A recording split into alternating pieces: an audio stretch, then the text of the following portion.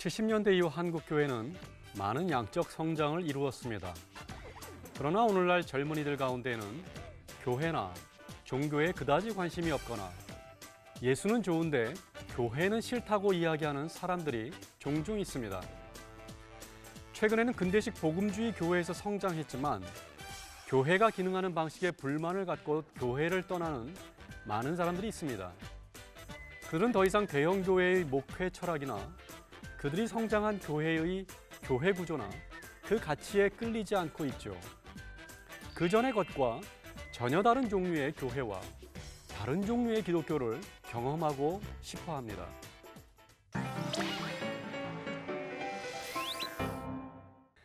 빈티지 믿음 교회의 담임 목사인 댄 킴볼은 이들을 환멸을 느끼는 기독교인이라고 묘사하기까지 하는데요.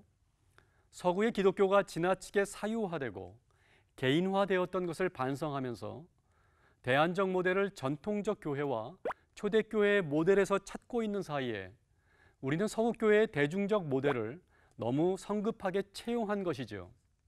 이는 그 열매의 단맛과 동시에 쓴맛을 오늘날 한국 사회와 교회에 안겨주고 있는 겁니다. 그렇다면 그들은 왜 교회를 떠나거나 싫어하는 걸까요? 이러한 교회의 위기의 순간에는 교회가 시작된 그 시점으로 관심을 가질 필요가 있습니다.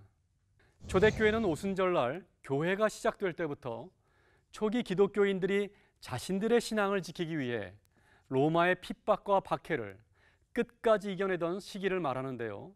초대교인들은 로마의 박해를 피하기 위해 집에서 모임을 가졌습니다. 때로는 카타콤, 지하교회나 회당에서도 모이기도 했지만 보통 가정집에서 모였죠.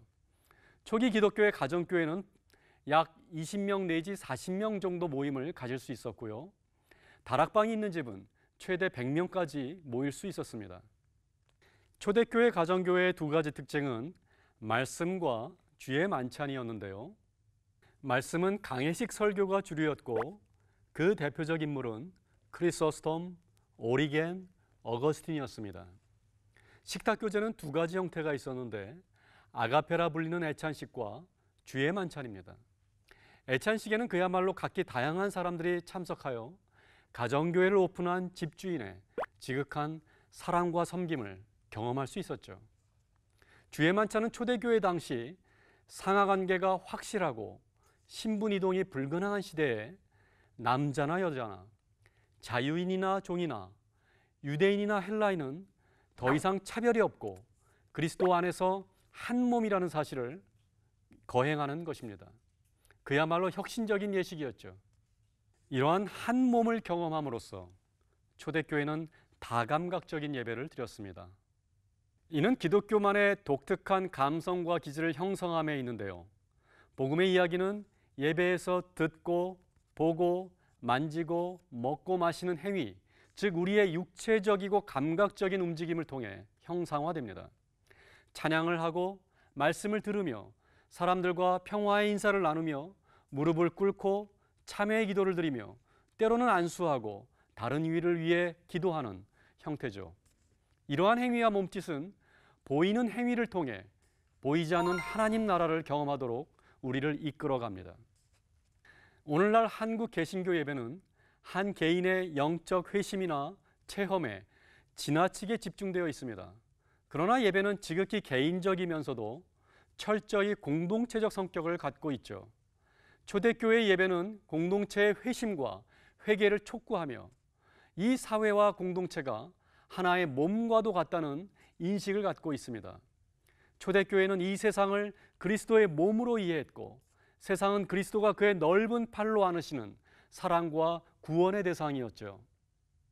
세상은 하나님의 피조물이고 하나님의 생명입니다. 예를 들어 초대교회의 중보기도는 이 세상을 하나님께 올려드리는 기도였고 우리가 살아가는 세상과 교회의 문제, 그로 인해 고통당하는 개인의 질병을 위해 기도하였죠.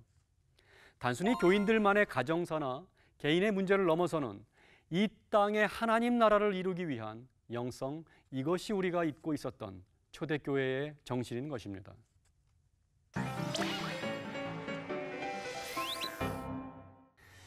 초대교회를 본받아서 오늘날의 예배는 설교 중심을 극복하고 예배 인도자는 인도자로서가 아니라 참여자로서 구원의 신비에 다가가야 합니다.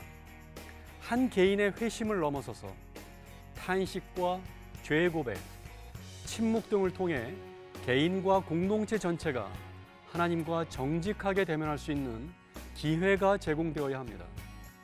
소박하고 단순함, 그리고 평등한 관계, 공동체적 영성이 우리가 회복해야 할 초대교회의 모습입니다.